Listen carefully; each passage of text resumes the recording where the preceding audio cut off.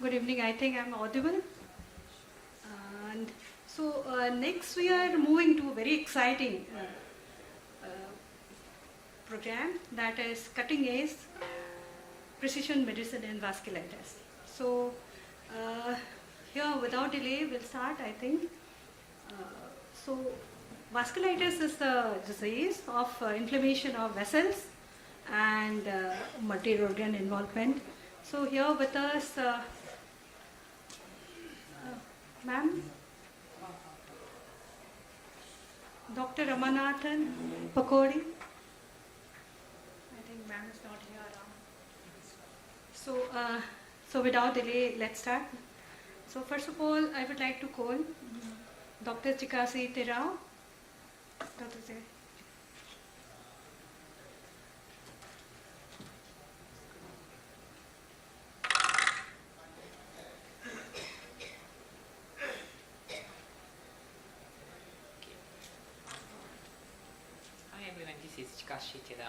Today I'd like to talk about the promising molecules in large vessel vasculitis.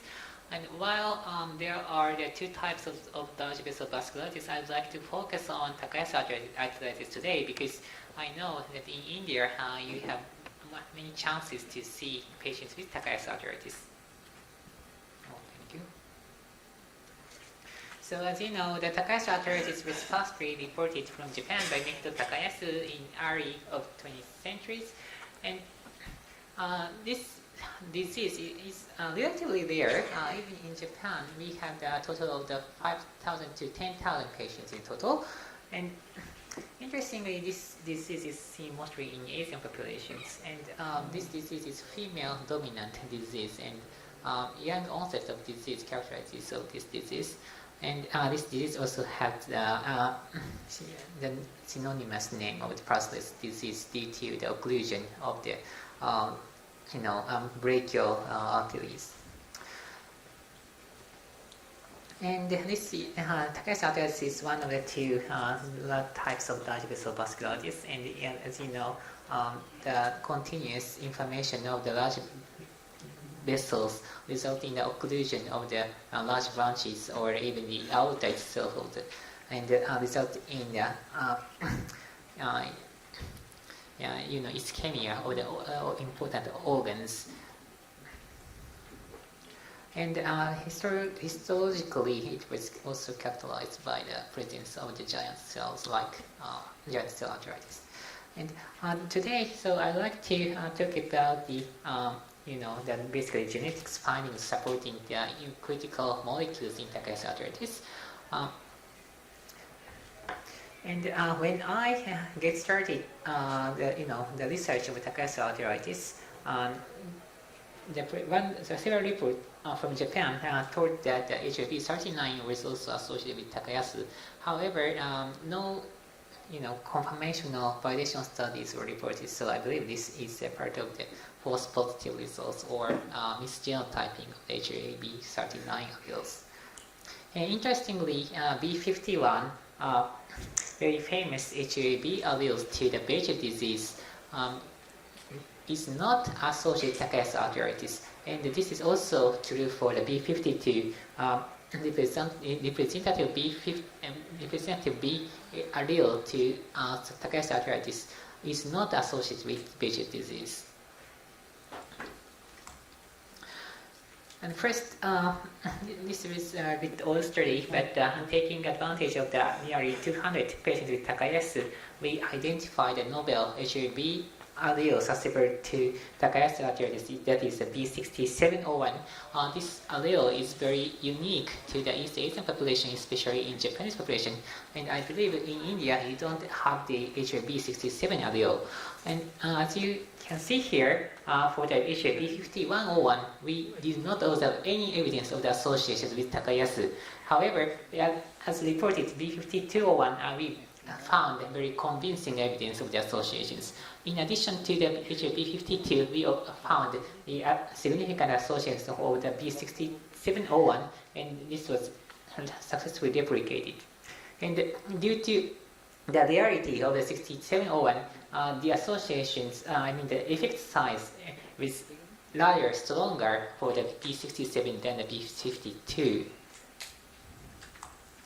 And this association is very interesting because when we expand the association analysis to the HA allele positions or amino acid residues, we found that 171 histidine and 67 phenylalanine showed a very strong association with Takayasu.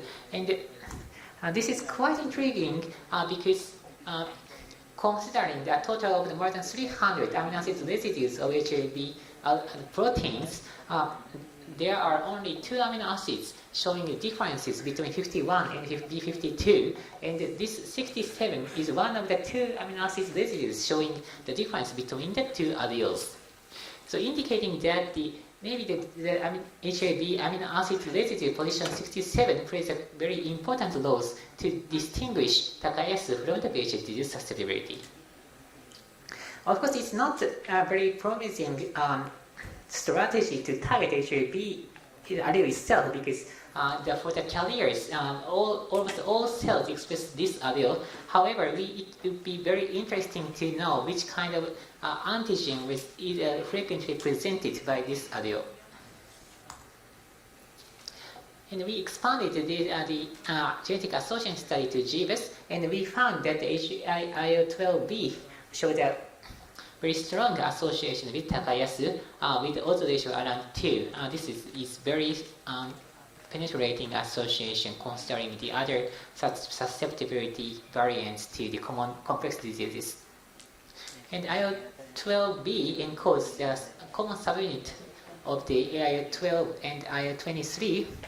And we also found that this allele showed the association not only with the susceptibility to Takayasu, but also the very severe outcomes of the Takayasu. Because when we focused on the subjects complicated with aortic regurgitation, we found that these carriers have the higher chances to be complicated by aortic regurgitation. Also, when we focus on the only subjects complicated with AR, we found that these carriers showed the more severe AR. And in an experimental analysis, we found that this allele showed the association with Takayasu arthritis via increasing gene expression levels of IL-12B and 12P and P40 protein levels, taking advantage of the samples of the patients and also healthy controls genotyped for this allele. So interestingly, we found that IL-12B, not the 23A, showed the association and also increased levels of the Takayasu arthritis in the dose-dependent manner on for the dosage of the risk alleles. And interestingly, also we found that the dose-dependent increase of IL-12A based on this risk allele. So we can say that IL-12, maybe not IL-23, plays critical roles on the Takayasu arthritis. We also noticed that the Takayasu arthritis patients are frequently complicated with the presence of the ulcerative colitis, and taking advantage of the nearly 500 patients with Takayasu, we found that the complication rate was high at 6.4%. This is quite surprisingly high considering the frequency of the ulcerative colitis. And in addition to the complication rates, we found that there are the common genetic architecture between the ulcerative colitis and Takayasu arthritis, indicating that there are common molecular mechanisms underlying these two complex traits. So since IL-12B is also associated with ulcerative colitis, these associations and the findings suggested us to do some clinical trial in which we treat patients with Takayasu arthritis with the ustekinumab, so the molecular antibody against IL-12P40, and so we recruited a total of 3 patients with refractory Takayasu arthritis who did not respond very well to the conventional therapies, and we got all of them responded to the ustekinumab very well. And while it it is taking a long time. However, at last, the ustekinumab to the Takayasu arthritis is in the stage of the clinical trial in Japanese in Japan, funded by the Janssen pharmaceutical company. And they also IL-6 is also supported by the genetic association studies in the Takayasu arthritis in Turkish population. This association was not observed in Japanese. However, the association in Turkish suggests that IL-6 also plays critical roles on Takayasu arthritis across the different populations. And actually, IL-6 receptor target therapy by tocilizumab was approved in Japanese government, and now physicians can treat patients with Takayasu arthritis with tocilizumab, but not still by the ustekinumab. And this is also true for the giant cell arthritis, and this study was published in 2017 by the John Stone's group, and tocilizumab would be the promising treatment option for giant cell arthritis as well. And when we further expanded the GWAS for the Takayasu arthritis, and we found very interesting findings. That is maybe the natural killer cells play critical roles on the Takayasu arthritis. So when we took the GWAS significant variants and asked which kind of cell types enhancer marks show the enrichment of the significant signals, and we found that primary natural killer cells showed up at first, and also when we took the signals not exceeding the GWAS significant levels, but still we observed that the NK cell pathways showed the first, indicating that the NK cells' importance was supported not only by the GWAS significant variants, but also the GWAS non-significant signals.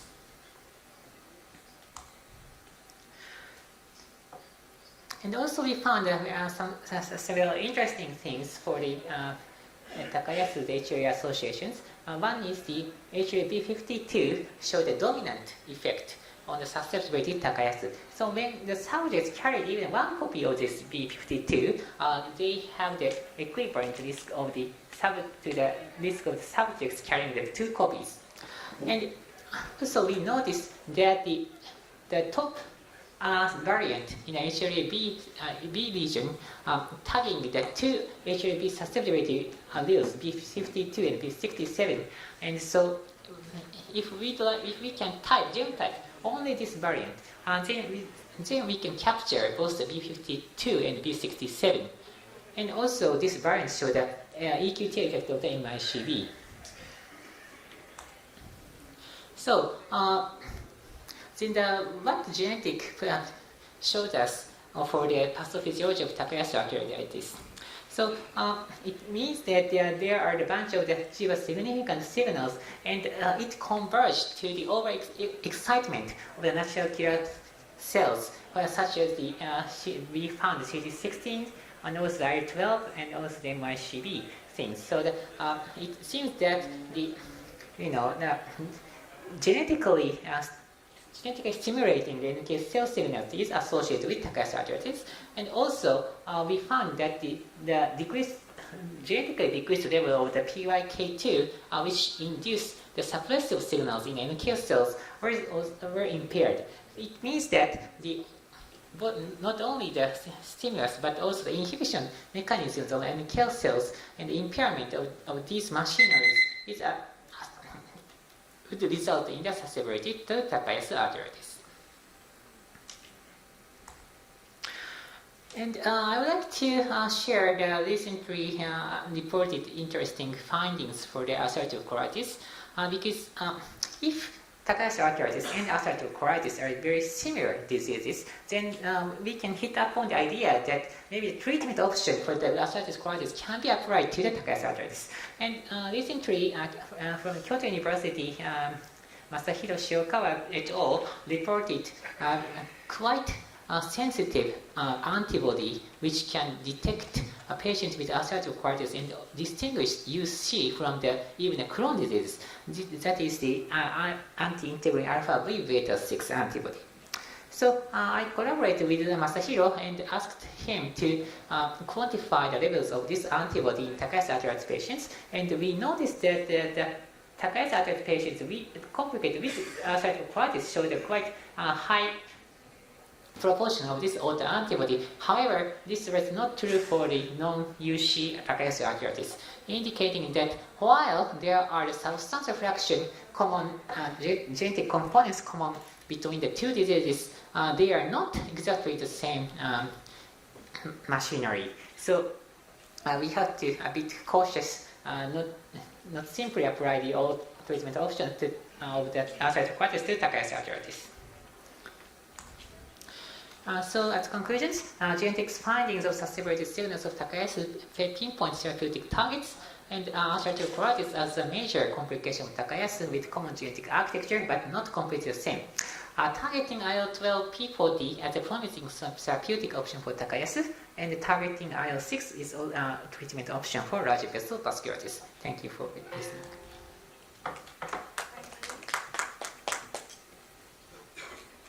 Thank you, Dr. Tero. It was excellent deliberation and keeping the time also. Next, I would like to request Dr. Ramesh Jones he is going to speak on updates on the ANCA-associated vasculitis and role of the newer biologics. Yes, over to sir.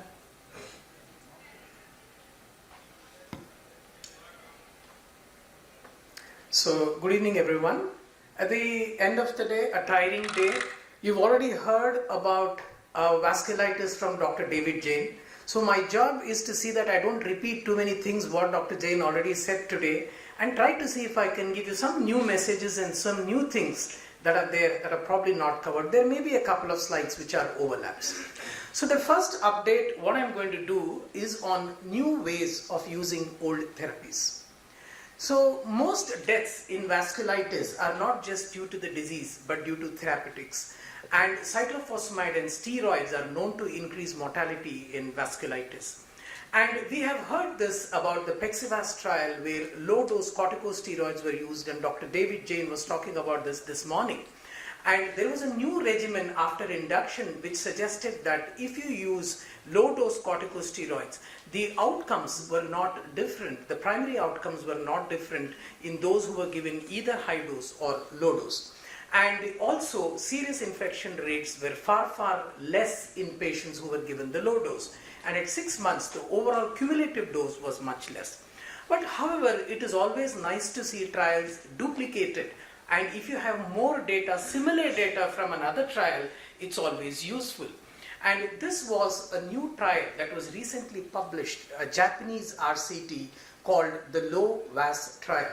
And this had two arms. One was the low dose, which was 0.5 milligram per kilogram, and the other was a high dose that was 1 milligram per kilogram of steroid, and both arms were given rituximab as induction. The exclusions were those who had severe glomerulonephritis and alveolar hemorrhage. And a very important point to see, that glucocorticoids were stopped at 5 months in patients who were in the low dose group and reduced to 10 milligrams in the high dose group. It was shown that disease activity as measured by BVAS, as shown on the graph there, did not differ much between the low dose group and the high dose group. So you have another recent trial that has reduplicated the results of what was shown in low dose steroids in the Pexivas trial. Also, the ritaziram trial was also discussed to some extent, but Dr. Jain did not mention about the steroid part of the ritaziram trial. The steroid part was that the investigators were given the choice of the glucocorticoid regimen, which was not randomized. And even here you had two arms, one which had the 1 milligram per kilogram, the other which had 0.5 milligram per kilogram. And it was by preference choice, and it was seen that most physicians preferred the low dose regimen, and both steroid dose regimens appeared equally effective, and reduced glucocorticoid dosage was recommended as a therapeutic armamentarium from the ritaziram trial. Elderly patients with vasculitis are a challenge to manage. And whether you use cyclophosphamide or rituximab, you are always worried about infections. And this is a study that was recently published from the French vasculitis group, which showed that rituximab was extremely safe in elderly people. However, the difference was the dose of corticosteroids that you used. And when you used low dose regimen, the risk of infection was less, whereas when you use high dose regimen with rituximab, the infection rates were high. So, summarizing these things, if you look at the recent ACR recommendations, it has been said that there is a conditional recommendation for reduced dose glucocorticoids over standard dose glucocorticoids. So it has been now also come into the ACR recommendations. However, is there any other way? Can we use our existing therapies in a better way? And one way of doing it is combining both the induction regimens. So there has been new ways of thinking in serious patients about combining rituximab and cyclophosphamide. And in this particular study, steroids were given barely for 2 weeks.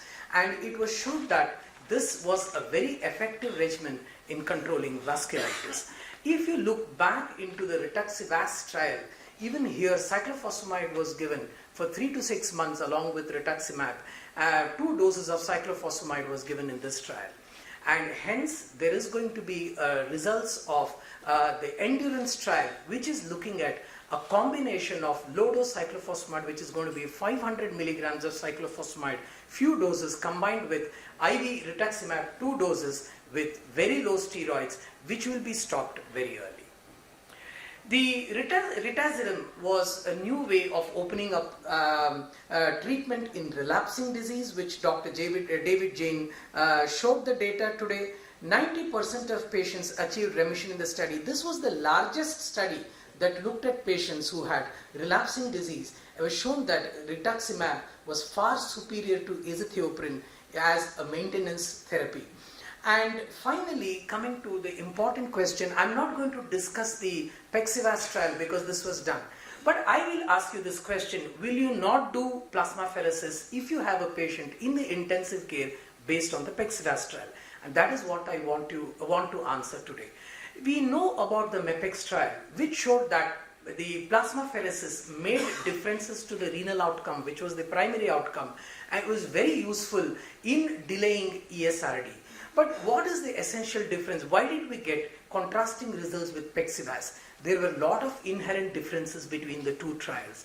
The inclusion criteria in Pexivas were patients with relapsing disease and who had better renal baseline functions compared to those who were enrolled in the MEPEX trial, where nearly the BVAS scores were very high in the MEPEX trial, and nearly a lot of patients, 67% of patients required dialysis support in MEPEX trial, whereas very few required in Pexivas trial. Pexivas included patients with diffuse alveolar hemorrhage, but Pexivas was not powered to detect differences in ESRD as an outcome independent of mortality, because the wide confidence interval, especially in those subgroup of patients who had very severe renal disease. Similarly, the confidence interval was very high in patients who had diffuse alveolar hemorrhage. Renal biopsy was not available in patients in the Pexivas trial, whereas renal biopsy was available in all patients who were treated in the MEPEX trial. It has been shown that renal response to PLEX may be predicted by renal histopathology. So hence, looking at all this, the updated guidelines from the American Society of Apheresis says it supports the use of PLEX in a subset of patients who have severe acute kidney failure and pulmonary hemorrhage.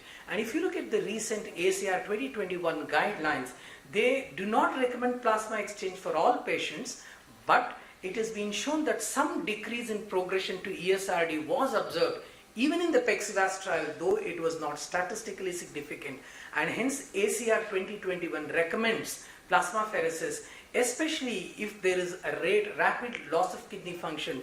If you've got a kidney biopsy and does not demonstrate damage, if you have a patient who's rapidly progressing and you think they can tolerate infection, and especially if you have a GPA or an MPA who's positive for anti-GBM antibodies, ACR 2021 definitely recommends plasmapheresis. So it is not a complete no-no for plasmapheresis when it comes to ESRD. The second update is on approved newer therapies. I will not go into avacopan for because of the dearth of time.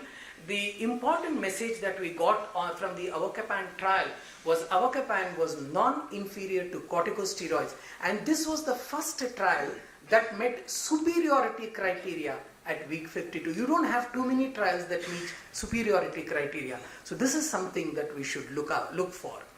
MIRA was mentioned by especially mepolizumab. It was shown in patients with relapsing non-severe EGPA. But how does it apply to the Indian context? You have mepolizumab now available in India, but the 100 milligram injection costs 60,000 rupees.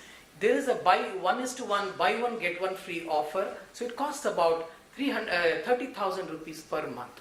But then if you go by the dosage given in this trial, it becomes extremely difficult to treat your patients.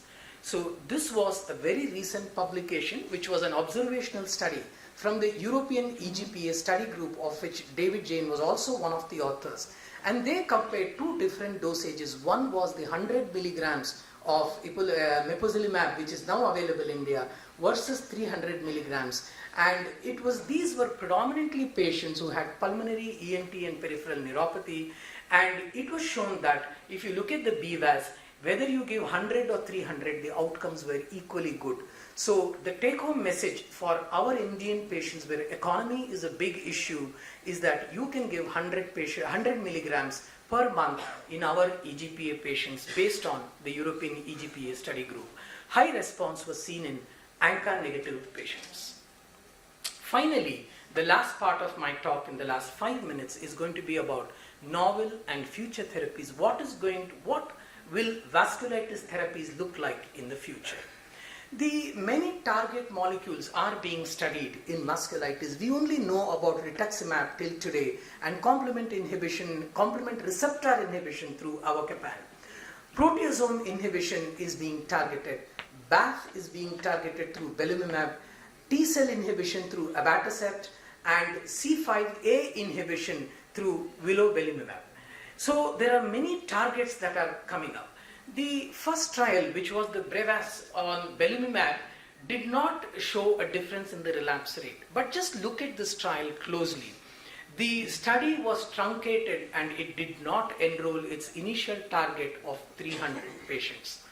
However, those patients who had the subgroup who had rituximab as an induction therapy followed by belimumab, none of these patients relapsed. So we cannot give up belimumab so soon.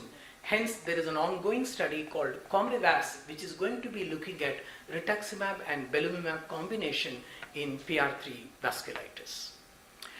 There is going to be a humanized anti-CD20 monoclonal antibody. I don't want to pronounce and waste my time on this. But however, success has been demonstrated of this molecule in lupus nephritis. So you are going to see this in vasculitis as well. Plasma cell inhibition is being targeted in vasculitis, and the way to inhibit plasma cell is going to be proteasome inhibitors, and two such molecules are going to be studied.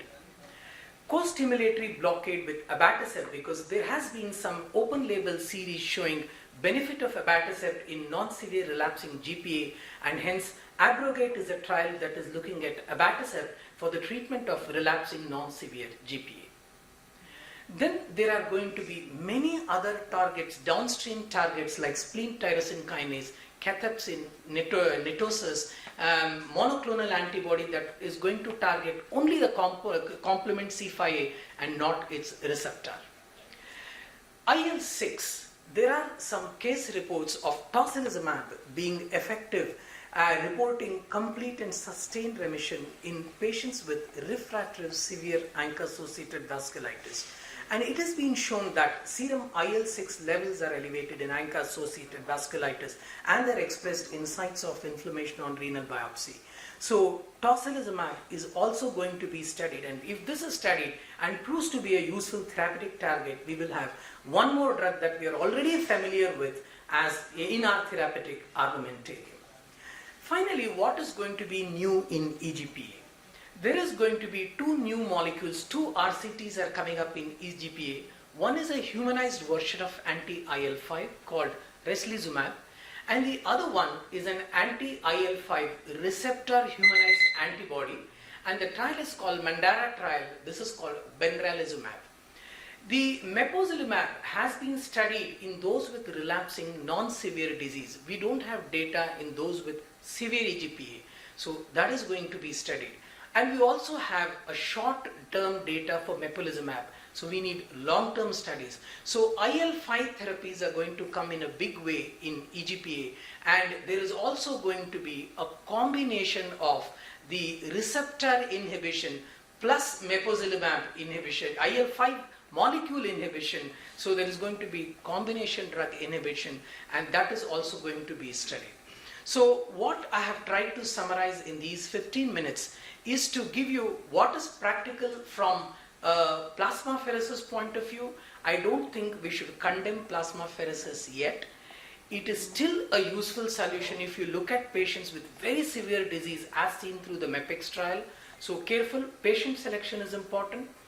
The argument by the American Society of Apheresis is patients with diffuse alveolar hemorrhage have very poor prognosis, and our therapeutic armamentarium in this subset of patients is almost nil. We don't have any therapeutics for DAH. And if you look at the subgroup analysis of the Pexivas trial, there was some benefit in those with DAH as well, although the differences were not statistically significant. So if infection is not a risk, then DAH also, the American Society of Apheresis recommends plasmapheresis. And as I said, we will await the arrival of avacopan, and there is going to be mepolizumab, probably 100 milligrams for our most difficult EGPA patients. So thank you very much for your patience. Thank you, sir.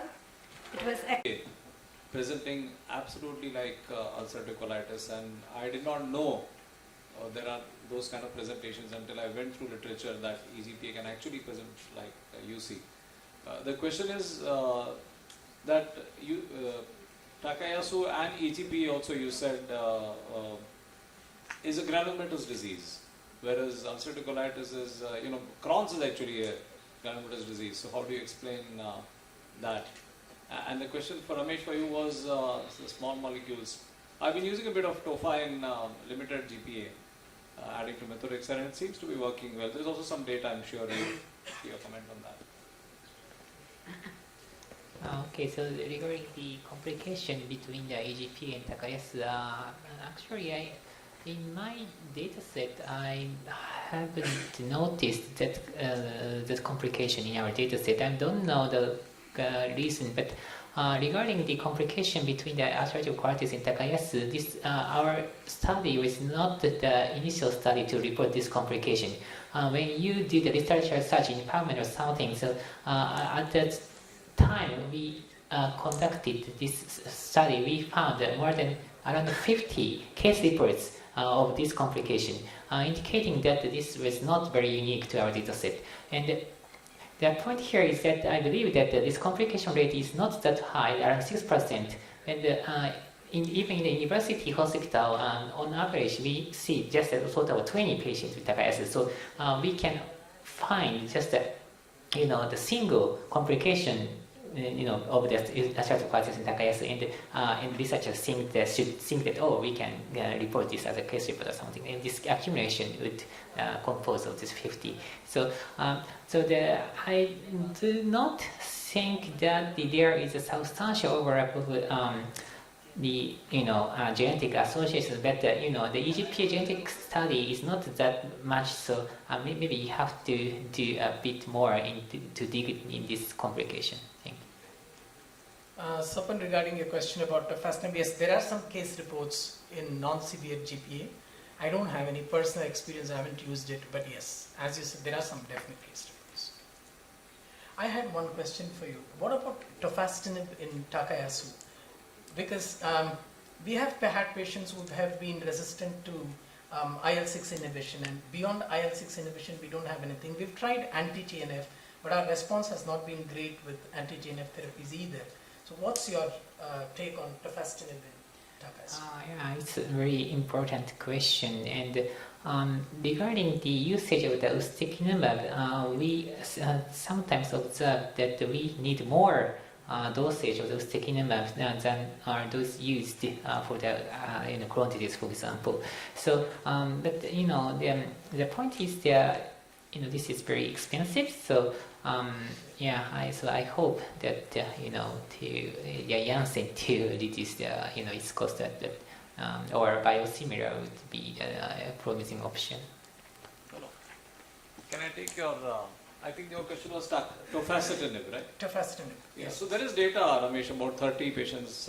Data has been published. There are, I think, 2 series of reports, and I've also started using. And the response seems to be about, at least if I remember correctly, 60-70%. There is a case series of tofacitinib and TAC. So. I've seen them, but I've started using tofacitinib in Same dose as RA. same dose as RA. I'm using the same dose.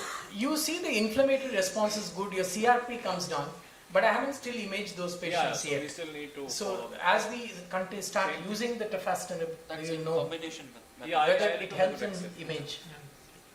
imaging outcomes. One question regarding could there be an overlap disease of large and medium vessel? Yeah, it was pan usually and called TAC. polyangiitis overlap. Pan and TAC combination. I used to call it polyangiitis overlap when I did DM. Now I think it's called multi-vessel. Now they've just classified. There will always be overlaps when you have diseases. Good evening, sir. So for Dr. Joyce, so for rituximab, I want to ask, like when the patient is in remission for maintenance, so how do we decide how much to give and at what interval to give? Yeah. So the current recommendation is you could use 500 milligrams every 6 months. That's what we are standard using. Right. The Ritaziram trial used 1000 milligrams every 4 months, but their cohort of patients were the ones who were more sick. Okay, but the current recommendation is 500 milligrams every 6 months. How long? There have been trials looking at longevity of using rituximab. It has been shown that those patients who are PR3 positive, those patients who had a relapsing disease will definitely need therapy beyond 2 years. So in practice, relapsing patients who had severe disease at presentation like renal, pulmonary, whatever, I have been using it for beyond 4 years, 500 milligrams beyond 4 years. And people are doing very well and have stopped corticosteroids. But somebody with very limited disease, who had very difficult to treat ENT manifestations or ocular manifestations, after 2 years I have switched them over to azathioprine and maintained them on a small dose of azathioprine without corticosteroids. And so how should we monitor these patients? Like supposing, like there's this patient who's gone through COVID and they are trying to avoid. So how should we monitor them? Like with the ANCA levels? See, for disease monitoring, I never do ANCA. Okay. ANCA is important when you take a decision about stopping therapy. Say you had somebody for a few years you've treated, for any reason, whether it's physician preference or patient preference, you want to stop therapy. I would do an ANCA. If there is persistence of ANCA positivity, I would be careful in stopping therapy. That's one area. The second area where I would repeat an ANCA is when there is a confusion with infection versus disease activity. You're not sure whether what you're looking at is disease activity. You don't have any other markers. But other than that, I wouldn't do ANCA on a routine basis. Okay, sir. Thank you. How do you combine rituximab with cyclophosphamide? At what intervals? So cyclophosphamide can be given as single shots of 500 milligrams, 2 shots. I've done it in people with RPGN and diffuse alveolar hemorrhage because rituximab takes time to work. And cyclophosphamide obviously is quick to act. So I have given cyclophosphamide stat, and within the next week I have also given rituximab. The rituximab will anyway take its time to work, and 2-3 cycles of cyclophosphamide every 2 weeks, and then the rituximab takes over. What would be your advice for large vessel vasculitis and pregnancy? So you mean the usage of the biologics? You mean that the usage of biologics for the... Getting pregnant. Can they conceive? Can patients with TAC Yeah. So we don't restrict the patients to get pregnant. So and so but the important point is there is no established evidence that the patients with Takayasu arthritis have the bad outcome of the pregnancy. So, but of course, to control the disease activity is very important. And so we usually discuss the patient's timing of the pregnancy, but basically we don't restrict the pregnancy. So. Have you found an association of ankylosing spondylitis with Takayasu's? Yes. Yeah, I've seen like 3 or 4 cases. Oh, but I don't know the reason, but in Japan we have quite a small number of the patients with ankylosing spondylitis, so I haven't ever observed this complication.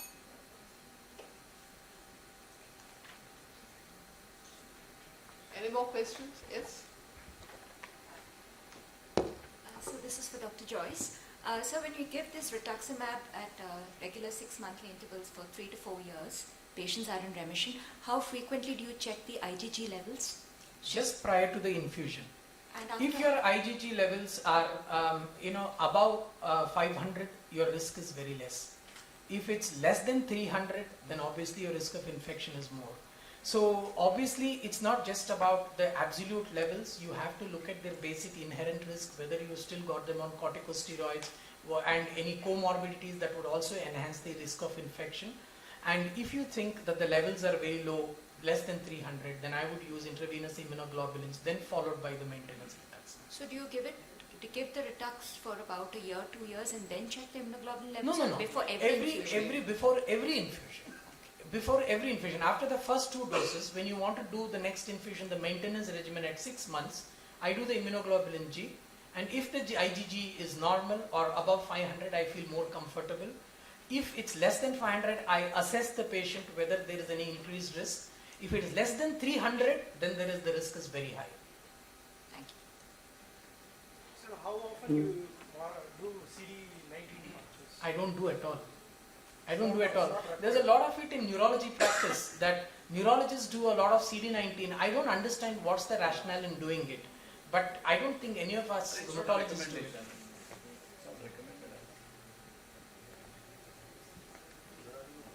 Any more questions? We'll close the session. I thank the speakers and the audience. Thank you.